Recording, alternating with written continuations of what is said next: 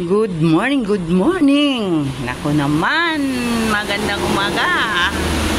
Kanina ako ay nagising past 4 o'clock dahil may alarm ako. Paglabas ko, pagsilip ko sa pintana, nakita ko ang sasakyan ni Kuya Bal, yung puti na ano bang anyan, L100, yung puti na may Bal Santos Matubang. Ayan. So, alam ko natulog yung driver, nagpahinga. Hindi ko lang alam kung ilan sila sa loob. Hinayaan ko muna at sabi ko hindi siguro ako ginising, hindi sila nagtawag. So, pagkagising ko, na nakita ko nga sila dyan, ayan, nagbuhay na ako ng ilaw, nagbukas na ako ng pinto. Hindi ko lang sila nilapitan kasi baka natutulog. Ang ginawa ko, mga kalingap, nagluto ako ng pansit na sana ay pakakainin ko muna sila bago sila umalis.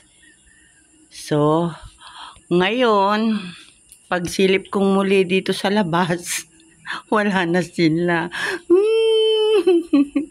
Ayan, paano ko ubusin ng ang aking nilutong pansit? Ayan, tingnan po ninyo mga kalingap ng aking nilutong pansit. Ayan. Oh, ito. Ayan, pansit. Sus, Ginoo. Ayan. Kaya, siguro, keep ko na lang ito para kung mamaya sila ay dadaan, pwede silang magmerienda. Ayan. Oh, look delicious. Pero yung aking pakakainin, nakalayas na, hindi na sila tumawag. Pero maliwanag naman dito sa loob. At pagbangon ko nga ay nabuhay ko na ang ilaw kasi nakita ko, sabi ko parang may sasakyan na nakaparada. At yun nga, nabasa natin yung kay Kuya Bal na ginagamit, yung puti na may Bal Santos Matubang na nakapangalan. Ayan, wala na. Luto na yung pansit ko. Ay, nako, bakit hindi ka? Ito, malamang ang driver dito ay si GP Alibio. Yan, GP, hindi ka dumaan, hindi ka pumasok, hindi ka tumawag. Buhay na naman ang ilaw dito sa Lagnawa. Oh, kita naman, at saka, kita naman, oh, buhay ng ilaw. Ayan po. Ayan. At siguro ito na rin almusal ko, mag-aalmusal ako. At may alam ko may matitira niyan dahil napakarami. Yung niluto ko good for siguro yan.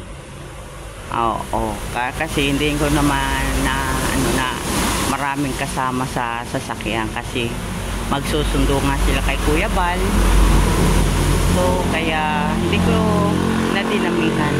Siguro ang sa kanya mga 2 hanggang 3 ganyan para magsundo kay Kuya Bal. Ayan, ngayon babu, wala sila at lumayas na. Naku naman, ang pansit kong masarap iniwanan na kasi hindi ko sila tinawag kasi baka nga natutulog sila, nagpapahinga.